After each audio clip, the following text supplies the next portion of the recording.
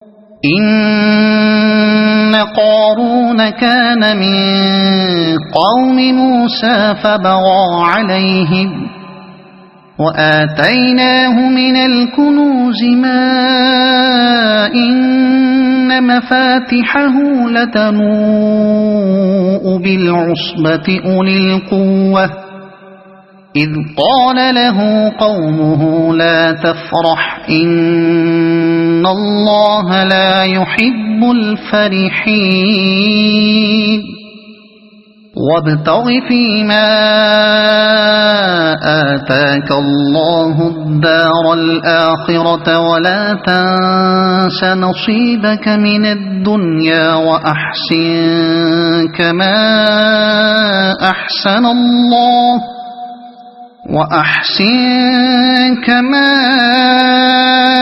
أحسن الله إليك ولا تبغ الفساد في الأرض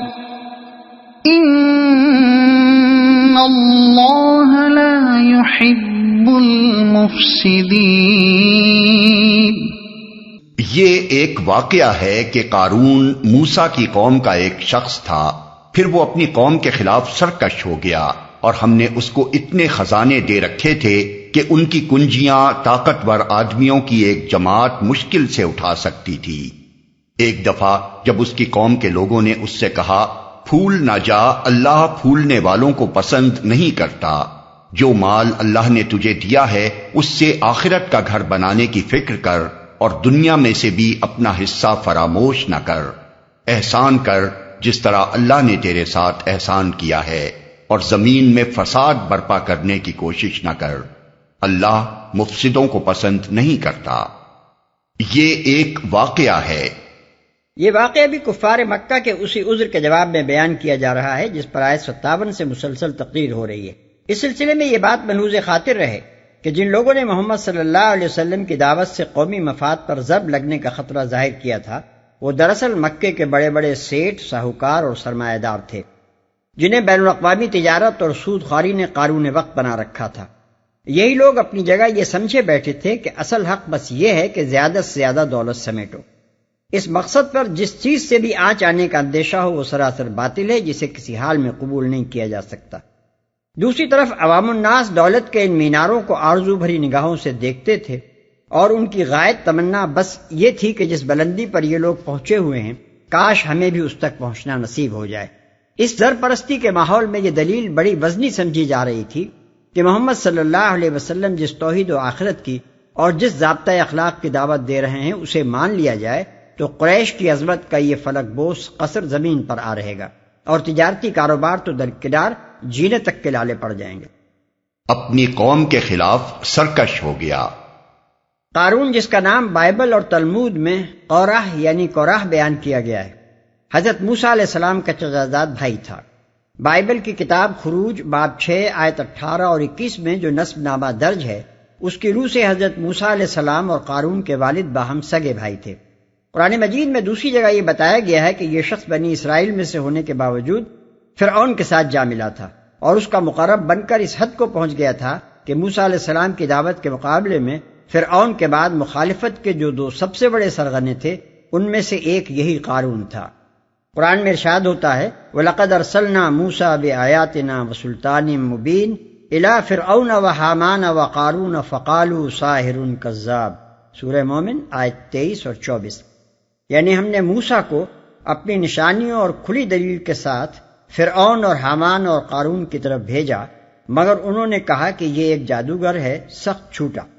اس سے واضح ہو جاتا ہے کہ قارون اپنی قوم سے باغی ہو کر اس دشمن طاقت کا پٹھو بن گیا تھا جو بنی اسرائیل کو جڑ بنیاد سے ختم کر دینے پر تلی ہوئی تھی، اور اس قومی غداری کی بدولت اس نے فرعونی سلطنت میں یہ مرتبہ حاصل کر لیا تھا کہ حضرت موسیٰ علیہ السلام فرعون کے علاوہ مصر کی جن دو بڑی ہستیوں کی طرف بھیجے گئے تھے وہ دو ہی تھیں، ایک فرعون کا وزیر حامان اور دوسرا یہ اسرائیلی سیٹھ۔ باقی سب اعیان سلطنت اور درباری ان سے کمتر درجے میں تھے جن کا خاص طور پر نام لینے کی ضرورت نہ تھی۔ قارون کی یہی پوزیشن سورہ عنکبوت کی آیت 39 میں بھی بیان کی گئی ہے۔ ایک جماعت مشکل سے اٹھا سکتی تھی۔ بائبل گنتی باب 16 میں اس کا جو قصہ بیان کیا گیا ہے اس میں اس شخص کی دولت کا کوئی ذکر نہیں ہے۔ مگر یہودی روایات یہ بتاتی ہیں کہ یہ شخص غیر معمولی دولت کا مالک تھا، حتیٰ کہ اس کے خزانوں کی کنجیاں اٹھانے کے لیے 300 خچر درکار ہوتے تھے۔ جوئش انسائکلوپیڈیا جلد 7 صفحہ 556۔ یہ بیان اگرچہ انتہائی مبالغہ آمیز ہے، لیکن اس سے یہ معلوم ہو جاتا ہے کہ اسرائیلی روایات کی روح سے بھی قارون اپنے وقت کا بہت بڑا دولت مند آدمی تھا۔ قال انما اوتیته على علم عندي اولم يعلم ان الله قد اهلك من قبله من القرون من هو اشد منه قوة واكثر جمعا ولا يسأل عن ذنوبهم المجرمون۔ تو اس نے کہا یہ سب کچھ تو مجھے اس علم کی بنا پر دیا گیا ہے جو مجھ کو حاصل ہے۔ کیا اس کو یہ علم نہ تھا کہ اللہ اس سے پہلے بہت سے ایسے لوگوں کو ہلاک کر چکا ہے جو اس سے زیادہ قوت اور جمعیت رکھتے تھے؟ مجرموں سے تو ان کے گناہ نہیں پوچھے جاتے۔ اس علم کی بنا پر دیا گیا ہے جو مجھ کو حاصل ہے۔ اصل الفاظ ہیں انما اوتیتہ علی علم عندی۔ اس کے دو مطلب ہو سکتے ہیں، ایک یہ کہ میں نے جو کچھ پایا ہے اپنی قابلیت سے پایا ہے، یہ کوئی فضل نہیں ہے جو استحقاق کے بجائے احسان کے طور پر کسی نے مجھ کو دیا ہو، اور اب مجھے اس کا شکریہ اس طرح ادا کرنا ہو کہ جن نااہل لوگوں کو کچھ نہیں دیا گیا ہے انہیں میں فضل و احسان کے طور پر اس میں سے کچھ دوں، یا کوئی خیر خیرات اس غرض کے لیے کروں کہ یہ فضل مجھ سے چھین نہ لیا جائے۔ دوسرا مطلب یہ بھی ہو سکتا ہے کہ میرے نزدیک تو خدا نے یہ دولت جو مجھے دی ہے میرے اوصاف کو جانتے ہوئے دی ہے، اگر میں اس کی نگاہ میں ایک پسندیدہ انسان نہ ہوتا تو یہ کچھ مجھے کیوں دیتا؟ مجھ پر اس کی نعمتوں کی بارش ہونا ہی اس بات کی دلیل ہے کہ میں اس کا محبوب ہوں اور میری روش اس کو پسند ہے۔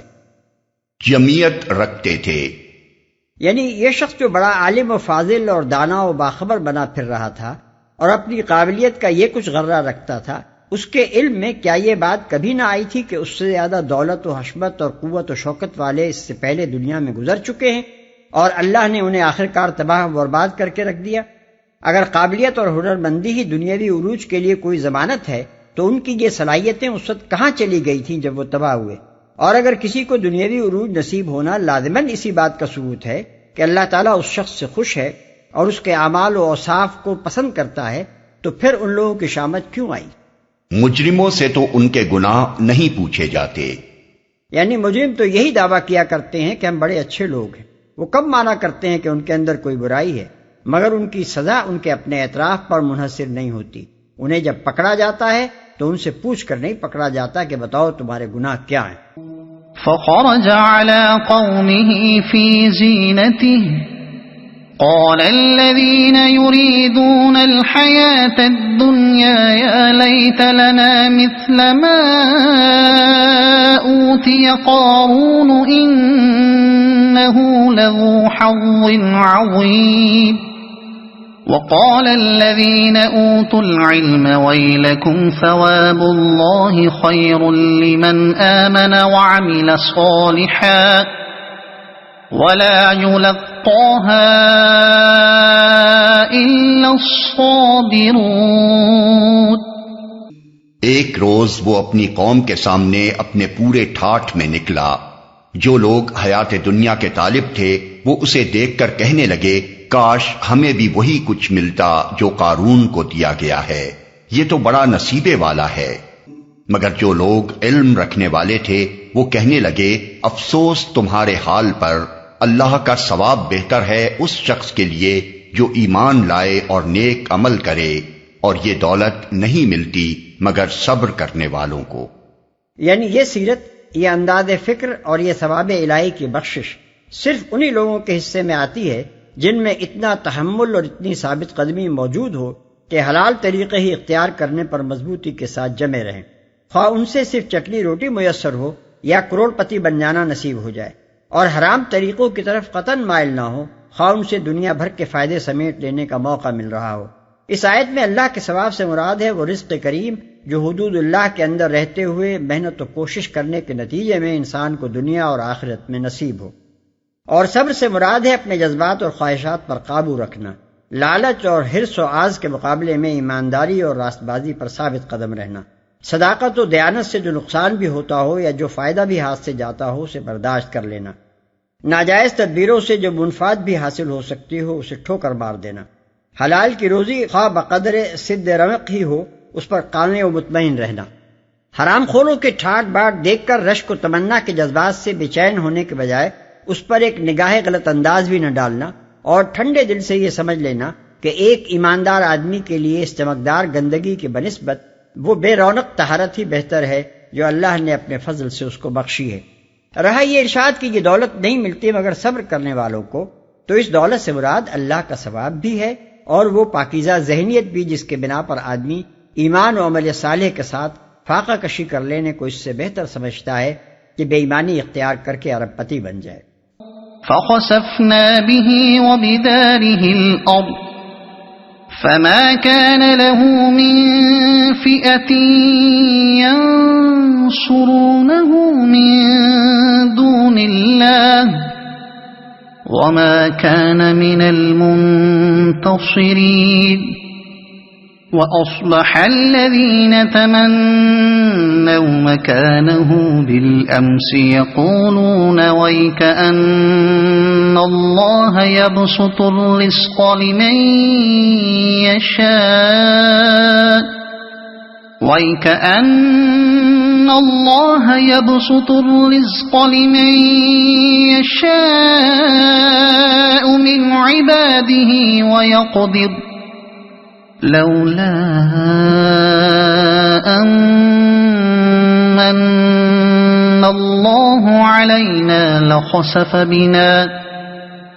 وَيْكَأَنَّهُ لَا يُفْلِحُ الْكَافِرُونَ۔ آخر کار ہم نے اسے اور اس کے گھر کو زمین میں دھسا دیا، پھر کوئی اس کے حامیوں کا گروہ نہ تھا جو اللہ کے مقابلے میں اس کی مدد کو آتا، اور نہ وہ خود اپنی مدد آپ کر سکا۔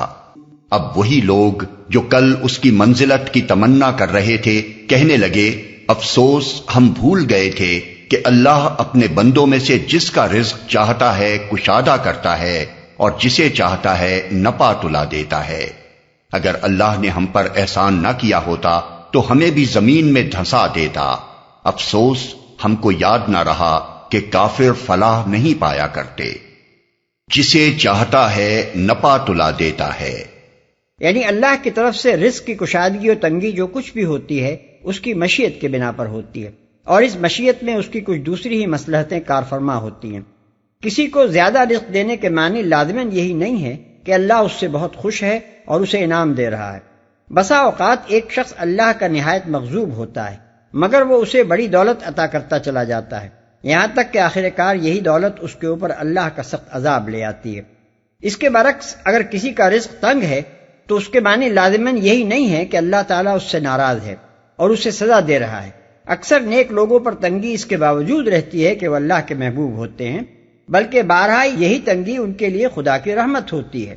اس حقیقت کو نہ سمجھنے کا نتیجہ یہ ہوتا ہے کہ آدمی ان لوگوں کی خوشحالی کو رشک کی نگاہ سے دیکھتا ہے جو دراصل خدا کے غضب کے مستحق ہوتے ہیں۔ کافر فلاح نہیں پایا کرتے، یعنی ہمیں یہ غلط فہمی تھی کہ دنیاوی خوشحالی اور دولت مندی ہی فلاح ہے۔ اسی وجہ سے ہم یہ سمجھے بیٹھے تھے کہ قارون بڑی فلاح پا رہا ہے، مگر اب پتہ چلا کہ حقیقی فلاح کسی اور ہی چیز کا نام ہے اور وہ کافروں کو نصیب نہیں ہوتی۔ قارون کے قصے کا یہ سبق آموز پہلو صرف قرآن ہی میں بیان ہوا ہے، بائبل اور تلمود دونوں میں اس کا کوئی ذکر نہیں ہے۔ البتہ ان دونوں کتابوں میں جو تفصیلات بیان ہوئی ہیں ان سے یہ معلوم ہوتا ہے کہ بنی اسرائیل جب مصر سے نکلے تو یہ شخص بھی اپنی پارٹی سمیت ان کے ساتھ نکلا، اور پھر اس نے حضرت موسیٰ و ہارون علیہ السلام کے خلاف ایک سازش کی جس میں 250 آدمی شامل تھے۔ آخر کار اللہ کا غضب اس پر نازل ہوا اور یہ اپنے گھر بار اور مال و اسباب سمیت زمین میں دھس گیا۔